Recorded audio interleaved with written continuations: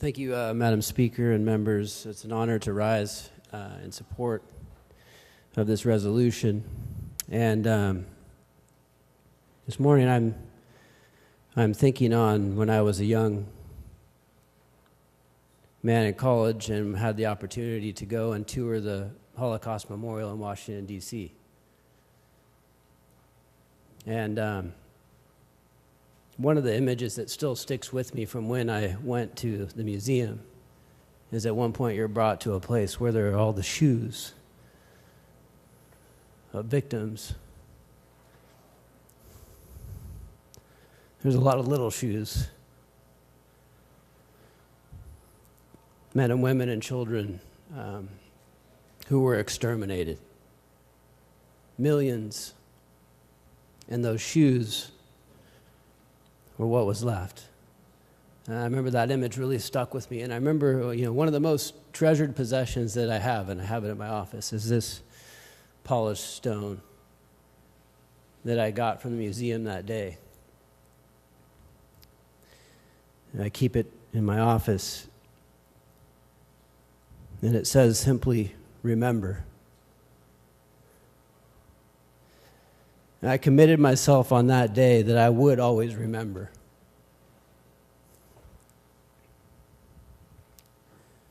It was something that was very much a part of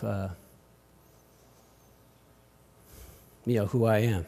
And I've carried that, I think, all the way through these 2 decades later, never thinking that we would have this moment in time right now.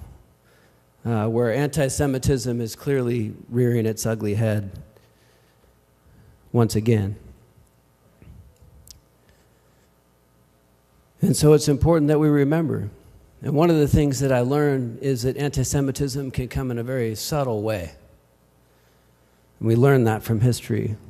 Subtle at first, and then work its way through society until it becomes ordinary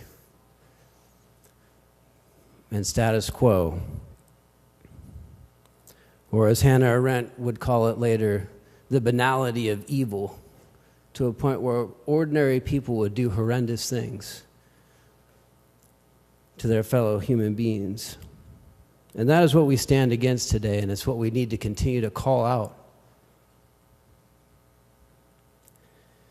Unfortunately today, people aren't being very subtle.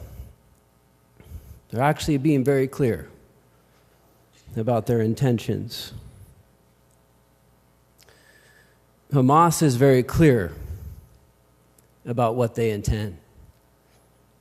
It's written into their charters. Hezbollah is very clear about what they want.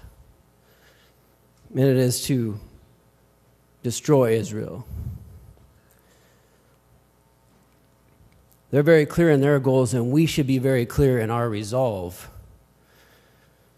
to stand down this evil ideology. And it's clear that we have more work to do. There's a lot of great work that has been done over many years, but it's clear that we have more work to do when our own youth don't know what the Holocaust is. We have more work to do. When people don't understand the need for a Jewish homeland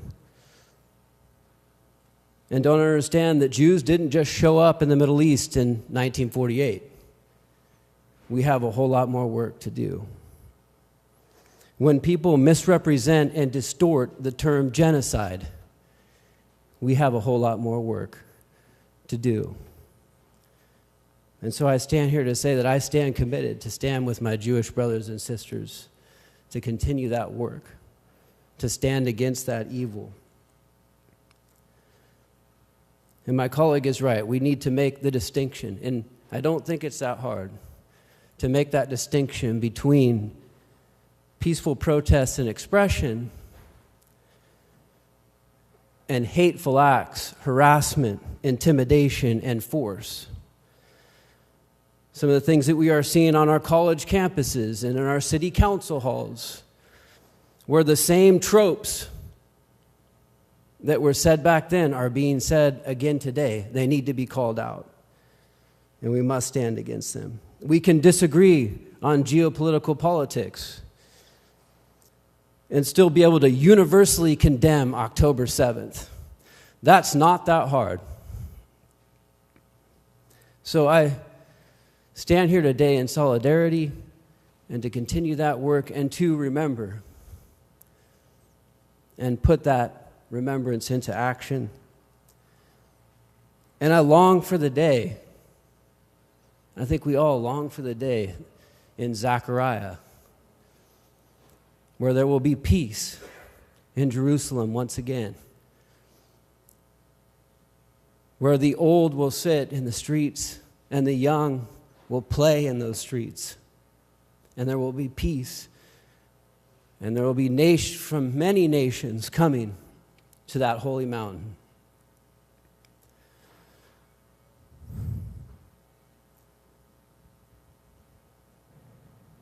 We long for that day.